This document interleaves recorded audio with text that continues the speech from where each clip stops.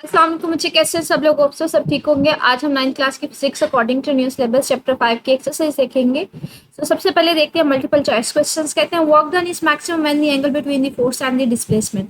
अच्छा, जो work done का फार्मूला होता है वो हमारे पास होता है एफ डी कॉस थीटा। तो वर्क डन का फार्मूला हमारे पास फोर्स और डिस्प्लेसमेंट और थीटा इन दोनों के दरमियान में होता है। तो वर्क डन का formula F D cos theta होता है।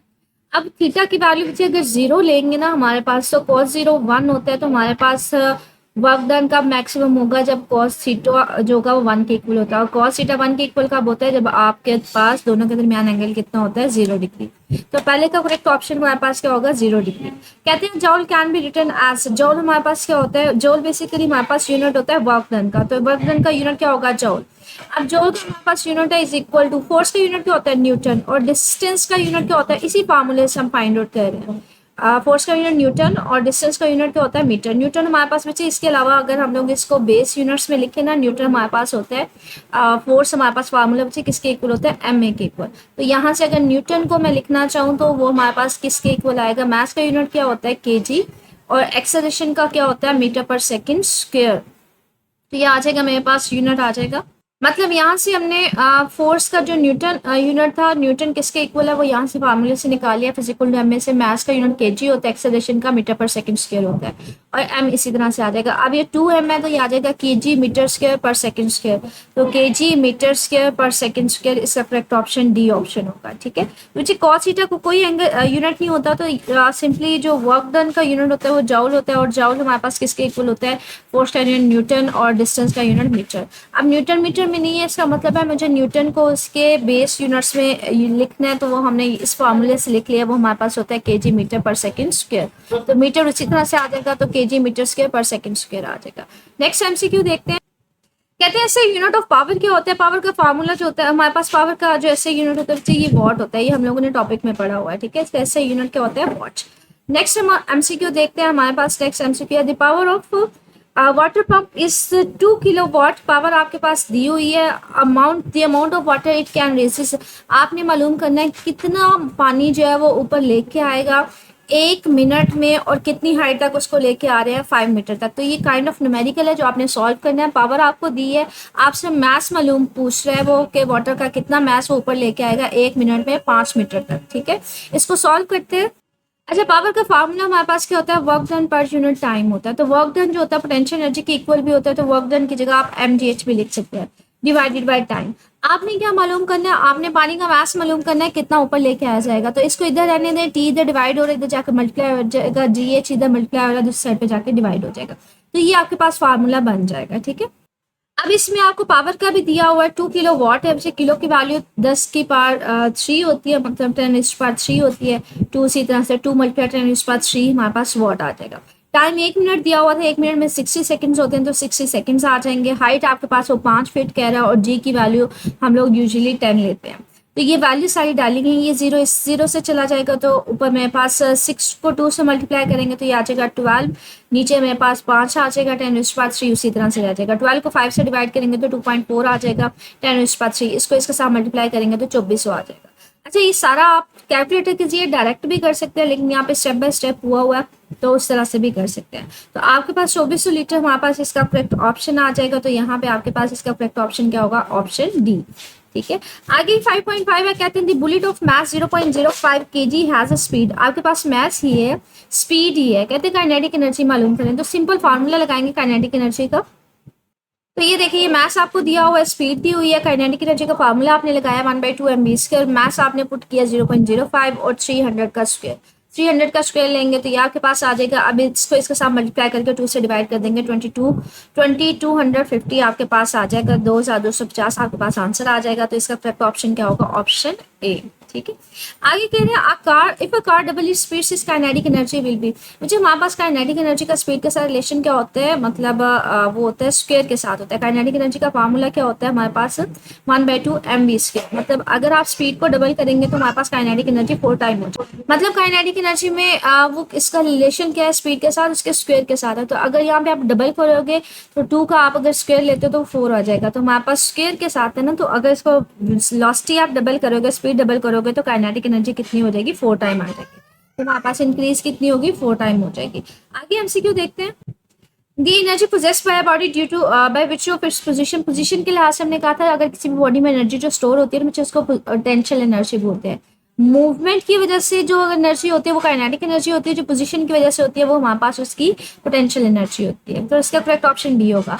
5.8 है, कहते हैं the magnitude of the momentum of an object is double the kinetic energy of the object will be. तो पहले तो हम रिलेशन देखते हैं काइनेटिक एनर्जी और मोमेंटम के दरमियान रिलेशन है क्या, उस चीज को देखते हैं।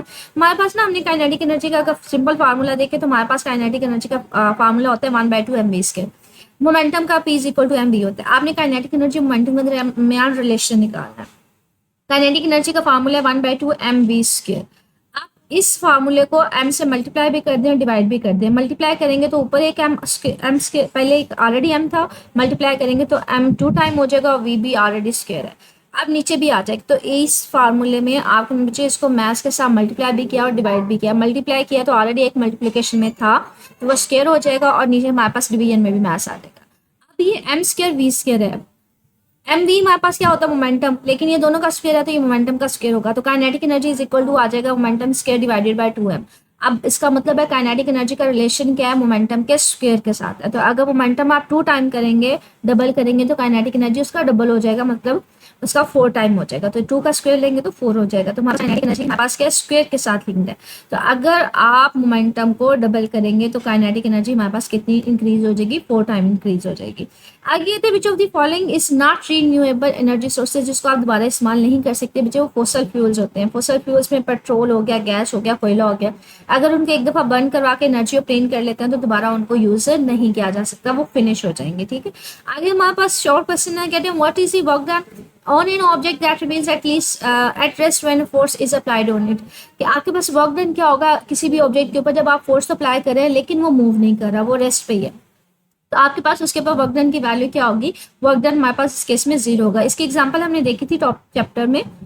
ये देखिए इस फिगर में हमने देखा था कि एक पर्सन है वो दीवार के ऊपर फोर्स लगा रहा है, यहाँ पे फोर्स तो लग रही है लेकिन दीवार अपनी जगह से मूव नहीं करी, तो कोई डिस्प्लेसमेंट नहीं होगा। डिस्प्लेसमेंट नहीं है तो वर्क डन में भी इक्वल टू 0 होगा। तो यहाँ पे ये कह रहा है कि अगर फोर्स लग रही है लेकिन बॉडी मूव नहीं कर रही तो हमारे पास वर्क डन क्या होगा, 0 होगा। और एग्जाम्पल इसकी दी है, उसने मैन पुशिंग दी वॉल के, एक वॉल के ऊपर फोर्स लगा रहा है लेकिन वॉल तो फिक्स है, अपनी जगह से मूव नहीं करी, इसलिए हम कहते हैं कि मैन जो है वो किसी किस्म के फोर्स वर्क नहीं कर रहा। तो ये पैसेज आपके पास इसका आंसर आ जाएगा। ठीक है, आगे हमारे पास कहते हैं a slow moving car may have a kinetic energy than a fast moving motorcycle, how is it possible. कि कार है उसकी स्पीड कम है लेकिन उसकी काइनेटिक एनर्जी ज्यादा है एज कम्पेयर टू एक बाइक है वो बहुत ज्यादा स्पीड के साथ जा रहा है लेकिन उसकी काइनेटिक एनर्जी कम है। बच्चे काइनेटिक एनर्जी का जो फार्मूला होता है ना हमारे पास 1/2 mv स्क्वायर होता है। मतलब काइनेटिक एनर्जी मास के ऊपर भी डिपेंड करती है और स्पीड के ऊपर भी डिपेंड करती है। तो हमारे पास जो कार होती है उसकी मास बहुत ज़्यादा होता है एज कम्पेयर टू मोटरसाइकिल, तो इसलिए ओवरऑल जो कार की काइनेटिक एनर्जी होगी वो ज़्यादा होगी, चाहे उसकी स्पीड कम है लेकिन उसका मास बहुत ज़्यादा होता है मोटरसाइकिल की निस्बत। तो इसका अगर एग्जैक्ट आंसर हम लोग देखें की बुक से तो यहाँ पे ये देखिए ये आंसर दे रहा है कि हमारे पास काइनेटिक एनर्जी का फार्मूला क्या होता है 1/2 mv स्क्वायर। अब स्लो मूविंग कार है लेकिन चाहे उसकी काइनेटिक एनर्जी कम है, सॉरी स्पीड कम है लेकिन उसकी काइनेटिक एनर्जी ज्यादा होगी। क्यों? क्योंकि उसका मास बहुत ज्यादा है एज कम्पेयर टू बाइसाइकिल, क्योंकि काइनेटिक एनर्जी मास के ऊपर भी डिपेंड करी है। तो कार का मास बहुत ज्यादा होता है इसलिए हम कहते हैं उसकी ओवरऑल काइनेटिक एनर्जी ज्यादा होगी। आगे काइंड ऑफ न्यूमेरिकल एक छोटा सा शॉर्ट क्वेश्चन कहते हैं force does 5 joule of work हमारे पास 5 जूल कर रहा है और 10 सेकंड में कर रहा है, और दूसरी फोर्स है वो इतना 3 जूल काम कर रही है 5 सेकंड में। आपने बताना है कौन ज्यादा पावर डिलीवर करेगा। पावर का फार्मूला आपने पढ़ा हुआ है, पावर का फार्मूला क्या होता है work done per unit time. मतलब आप दोनों केसेस में जो वर्क डन की वैल्यू, वर्क की वैल्यू जो या उसको टाइम से डिवाइड कर देंगे, दोनों केसेस में आपके पास पावर की वैल्यू निकल आएगी। पहले केस में वर्क की वैल्यू 5 जूल दी है और टाइम आपको 10 सेकंड दिया है तो आपके पास पावर निकल आएगी, मतलब इसकी जगह 5 लिखेंगे उसकी जगह 10। और दूसरे केस में भी इसकी जगह आपके पास 3 आ जाएगा इसकी जगह 5 आ जाएगा, तो दोनों में दिखेगा आपके पास पावर की वैल्यू क्या आती है। इसको प्रॉपर सॉल्व करते हैं। यहाँ पे ये देखिए इसी चीज़ को सॉल्व किया हुआ है। पावर पहले वाले को आपने पावर 1 बोल दिया, आपके पास वर्क कितना था 5 जूल, टाइम कितना था 10 सेकेंड, तो 5 को 10 से डिवाइड किया 0.5 वोल्ट आ गया, वाट आ गया सॉरी। दूसरे केस में आपके पास जो है वर्क 3 जूल है और टाइम 5 सेकेंड है, तो 3 जूल डिवाइडेड बाई 5 सेकेंड 0.6 वाट आया। पावर का यूनिट बच्चे वाट होता है। तो दोनों में से सेकंड केस में ज्यादा पावर डिलीवर हो रही है। ठीक है, तो सेकंड वाले केस में ज्यादा पावर हमारे पास एक्ट कर रही है। तो आगे हमारे पास है, कहते हैं women runs up a flight of stairs, के एक औरत है वो स्टेयर्स चढ़ती है दौड़ के। The gain in gravitation potential energy, जो उसकी पोटेंशियल एनर्जी है वो 4500 जूल है।